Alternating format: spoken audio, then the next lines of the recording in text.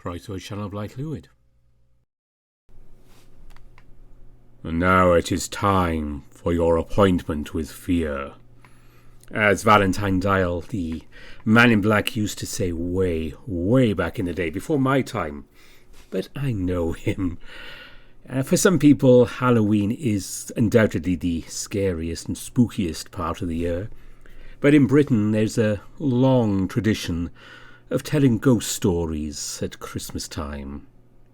So, in that tradition, set by Charles Dickens among others, I am going to tell you a ghost story. So, grab a hot toddy, gather around the fire, as I tell you the story of the Bus Conductor by E F Benson. My friend Hugh Granger and I had just returned from a 2-day visit in the country, where he'd been staying in a house of sinister repute, which was supposed to be haunted by ghosts of a peculiarly fearsome and truculent sort. The house itself was all that such a house should be, Jacobean and oak-panelled, with long dark passages and high vaulted rooms. It stood, also, very remote, and was encompassed by a wood of sombre pines that muttered and whispered in the dark. And all the time that we were there, a southwesterly gale with torrents of scalding rain had prevailed, so that by day and night weird voices moaned and fluted in the chimneys. A company of uneasy spirits held colloquy among the trees, and some tattoos and tappings beckoned from the window-panes. But in spite of these surroundings, which were sufficient in themselves, one would almost say, to spontaneously generate occult phenomena, nothing of any description had occurred. I am bound to add also that my own state of mind was peculiarly well adapted to receive or even to invent the sights and sounds we had gone to seek, for I was, I confess, during the whole time that we were there, in a state of abject apprehension, and lay awake both nights through hours of terrified unrest, afraid of the dark, yet more afraid of what a lighted candle might show me. Hugh Granger, on the evening after our return to town, had dined with me, and after dinner our conversation, as was natural, soon came back to these entrancing topics. "Why you go ghost-seeing I cannot imagine," he said. "Your teeth were chattering, your eyes starting out of your head all the time you were there, from sheer fright." "What do you like being frightened?" Hugh, though generally intelligent, is dense in certain ways. This is one of them. "Why, of course I like being frightened," I said. "I want to be made to creep and creep and creep. Fear is the most absorbing and luxurious of emotions. One forgets all else if one is afraid." "Well, the fact that neither of us saw anything," he said, "confirms what I've always believed." "What have you always believed?" "That these phenomena are purely objective, not subjective. That one's state of mind has nothing to do with the perception that perceives them, nor have circumstances or surroundings anything to do with them either. Look at Osburton. It's had the reputation of being a haunted house for years. It certainly has all the accessories of one. Look at yourself, too, with all your nerves on edge, afraid to look round or light a candle for fear of seeing something. Surely there was the right man in the right place then, if ghosts are subjective." He got up and lit a cigarette, and looking at him, Hugh was about 6 feet high and as broad as he is long, I felt a retort on my lips, for I could not help my mind going back to a certain period in his life, when, from some cause which, as far as I knew, he had never told anybody, he had become a mere quivering mass of disordered nerves. Oddly enough, at the same moment, and for the first time, he began to speak of it himself. "You may reply it's not worth my while to go either," he said. "I was so clearly the wrong man in the wrong place. But I wasn't. You, for all your apprehensions and expectancy, have never seen a ghost. But I have. I'm the last person in the world you have thought likely to do so. No, my nerves are steady enough again now. It knocked me all to bits." He sat down again in his chair. "No doubt you remember my going to bits," he said. "And since I believe that I'm sound again now, I should rather like to tell you about it. But before I couldn't. I couldn't speak of it at all to anybody. Yet there ought to have been nothing frightening about it. What I saw was certainly a most useful and friendly ghost. But it came from the shaded side of things. It looked suddenly out of the night and the mystery with which life is surrounded.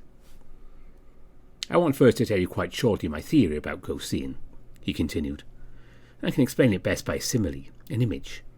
Imagine then that you and I and everybody in the world are like people whose eyes directly opposite a little tiny hole in a sheet of cardboard which is continually shifting and revolving and moving about. Back to back with that sheet of cardboard is another, which also, by laws of its own, is in perpetual but independent motion. In it, too, there is another hole, and when, fortuitously it would seem, These two holes, the one through which we're always looking and the other in a spiritual plane, come opposite one another, we see through. And then only do the sights and sounds of the spiritual world become visible or audible to us.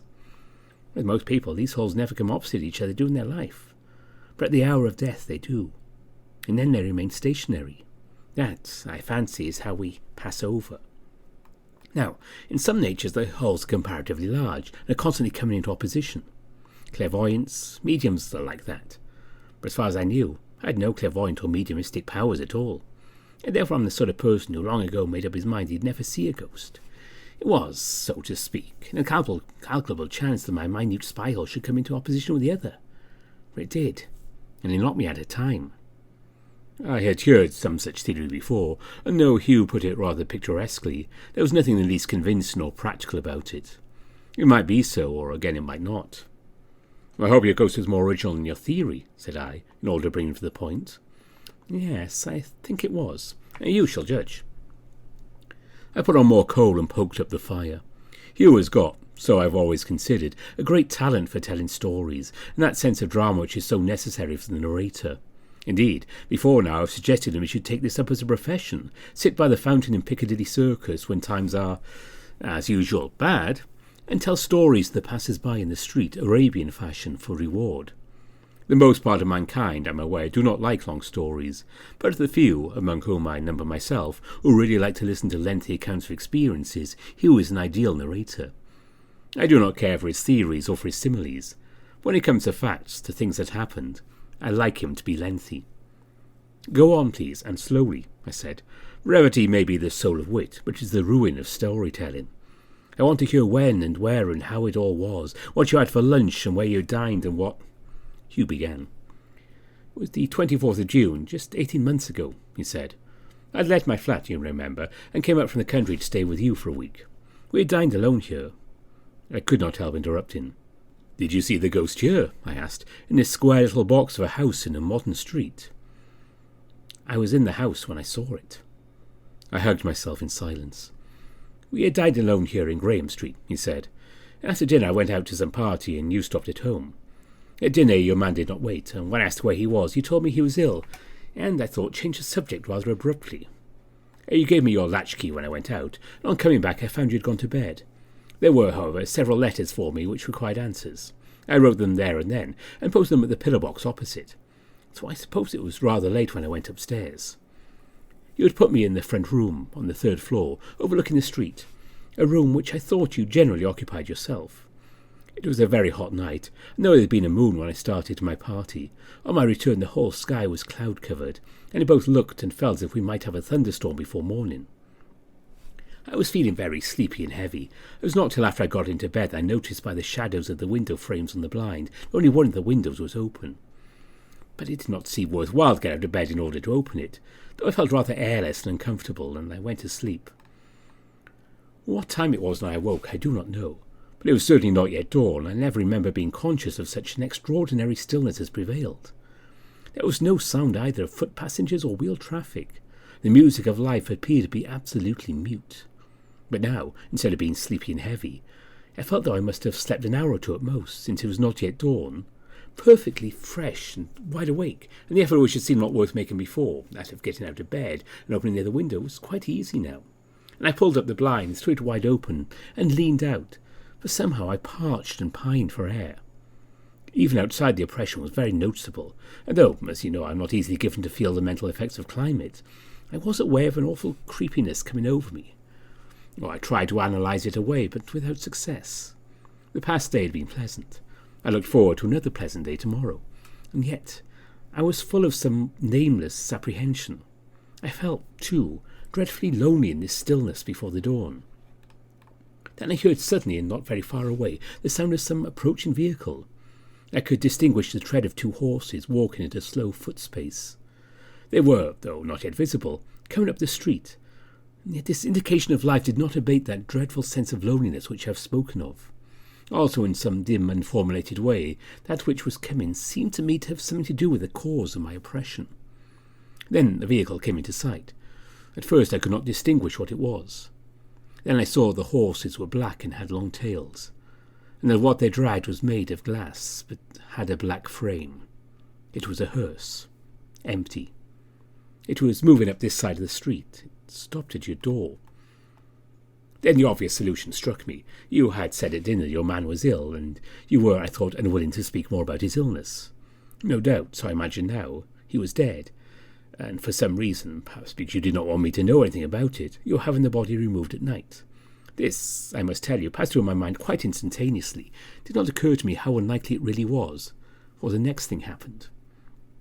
I was still leaning out of the window, and I remember also wondering, yet only momentarily, what it was that I saw things, or rather the one thing I was looking at, so very distinctly. Of course, there was the moon behind the clouds, but it was curious how every detail of the hearse and the horses was visible. There was only one man, the driver, with it, and the street was otherwise absolutely empty. It was at him I was looking now. I could see every detail of his clothes. From where I was, so high above him, I could not see his face. He had on grey trousers, brown boots, a black coat buttoned all the way up, and a straw hat. Over his shoulder there was a strap, which seemed to support some sort of little bag. He looked exactly like... Well, from my description, what did he look exactly like? Why, a bus conductor, I said instantly. So I thought. Even while I was thinking this, he looked up at me. He had a rather long, thin face, and on his left cheek there was a mole with a growth of dark hair on it. All this was as distinct as if it had been noonday, and as if I was within a yard of him. But so instantaneous was all that it takes so long in the telling. I had not time to think it strange that the driver of a hearse should be so unfunerarially dressed. And he touched his hat to me and jerked his thumb over his shoulder. "Just room for one inside, sir," he said. There was something so odious, so coarse, so unfeeling about this that I instantly drew my head in, pulled the blind down again, and then, for what reason I do not know, turned on the electric light in order to see what time it was. The hands on my watch pointed to 11:30. It was then, for the first time, I think, that a doubt crossed my mind as to the nature of what I had just seen. But I put out the light again, got into bed and began to think. We had dined, I had gone to a party, I had come back and written letters, had gone to bed and had slept. So how could it be 11:30? Or what 11:30 was it? Then another easy solution struck me. My watch must have stopped. But it had not. I could hear it ticking. There was stillness and silence again. I expected every moment to hear muffled footsteps on the stairs, footsteps moving slowly and smallly under the weight of a heavy burden. But from inside the house there was no sound whatsoever. Outside, too, there was the same dead silence while the hearse waited at the door. And the minutes ticked on and ticked on, and at length I began to see a difference in the light in the room, and knew that the dawn was beginning to break outside. But how did it happen, then, that if the corpse was to be removed at night it had not gone, and that the hearse still waited when morning was already coming? Presently I got out of bed again. With a sense of strong physical shrinking, I went to the window and pulled back the blind. The dawn was coming fast. The whole street was lit by that silver, hueless light of morning. But there was no hearse there. Once again I looked at my watch. It was just 4:15. I would swear not half an hour had passed since it had told me it had 11:30. Then a curious double sense, as if I was living in the present, and at the same moment been living in some other time, came over me. It was dawn on June 25th, and the street, as natural, was empty. But a little while ago the driver of a hearse had spoken to me, and it was 11:30. What was that driver? To what plane did he belong? And again, what 11:30 was it that I had seen recorded on the dial of my watch? And then I told myself the whole thing had been a dream. But if you ask me whether I believed what I told myself, I must confess that I did not. Your man did not appear at breakfast next morning, nor did I see him again before I left that afternoon. I think, if I had, I should have told you about all this. But it was still possible, you see, that what I had seen was a real hearse, driven by a real driver, for all the ghastly gaiety of the face that looked up to mine, and the levity of his pointing hand. I might possibly have fallen asleep soon after seeing him, and slumbered through the removal of the body and the departure of the hearse. So I did not speak of it to you. There was something wonderfully straightforward and prosaic in all this. Here were no Jacobean houses, oak-panelled and surrounded by weeping pine trees, and somehow the very absence of suitable surroundings made the story more impressive. But for a moment a doubt assailed me. "Well, don't tell me it was all a dream," I said. I don't know whether it was or not. I can only say that I believed myself to have been wide awake, In any case, the rest of the story is odd. I went out of town again that afternoon, he continued, and I may say I don't think that even for a moment did I get the haunting sense of what I'd seen or dreamed that night out of my mind. It was present to me always as some vision unfulfilled, as if some clock had struck the 4 quarters, and I was still waiting to hear what the hour would be. Exactly a month afterwards, I was in London again, but only for the day. I arrived at Victoria about 11 and took the Underground to Sloane Square in order to see if you were in town and would give me lunch. It was a baking hot morning. I intended to take a bus from the King's Road as far as Graham Street. There was one standing at the corner just as I came out of the station, but I saw that the top was full and the inside appeared to be full also. Just as I came up to it, the conductor, who I suppose had been inside, collecting fares or what-not, came out onto the step within a few feet of me. He wore grey trousers, brown boots, a black coat buttoned, a straw hat, and over his shoulder was a strap on which hung his little machine for punching tickets. I saw his face, too. It was the face of the driver of the hearse, with a mole on the left cheek. Then he spoke to me, jerking his thumb over his shoulder. "There's room for one inside, sir," he said. At that, a sort of panic terror took possession of me. I knew I'd gesticulated wildly with my arms and cried, "No! No!" For that moment I was living not in the hour that was then passing, but in that hour which had passed a month ago, when I leaned from the window of your bedroom here just before the dawn broke. At this moment, too, I knew that my spy hole had been opposite the spy hole into the spiritual world.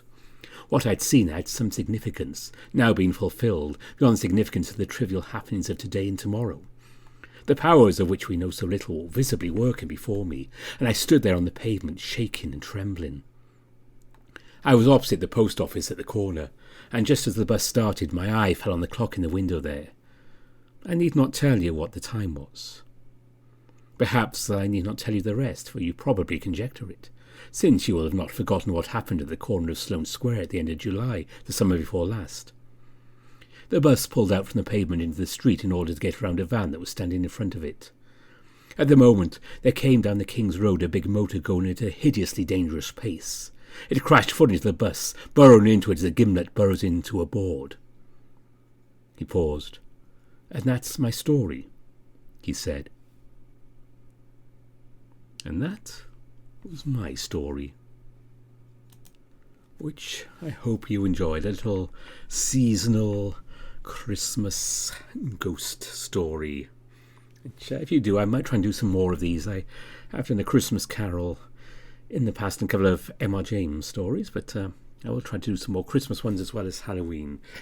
And as I'm wrapping up, it seems like a good time of the year to say thank you to all my donors on Ko-fi and all my patrons, whether you are currently supporting the channel or you have in the past. Whether you have done that and had to stop for any reason or are still with me, thank you. I really do appreciate it. I'm going to have to buy myself a new microphone stand very soon. I've managed to get through 2 recordings without it collapsing, so it's good, but I need a new one.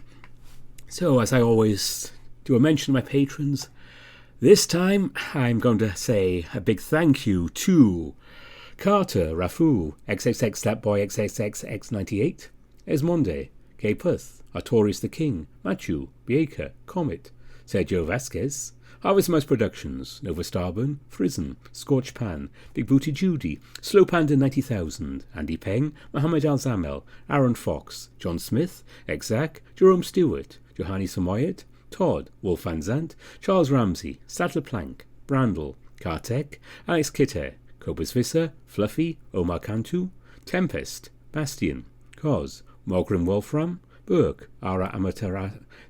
I knew I was going to get this one wrong. Sorry, Ara Amaterasu, Travas, Tiger Cub, Moon River, Ida Korval, Bashful Wolf, Gummy Mokus, Mr. NV, Arden Wolfsky, Tranquil Sea, Luke Knudsen, Bubble Cube, and Nox.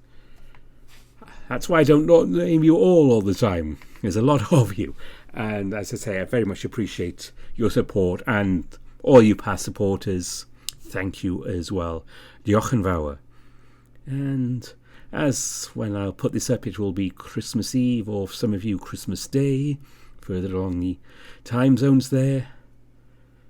From me to all of you, have a very happy holiday season, whatever it is you might be doing. Nadolig Llawen, Ihikid.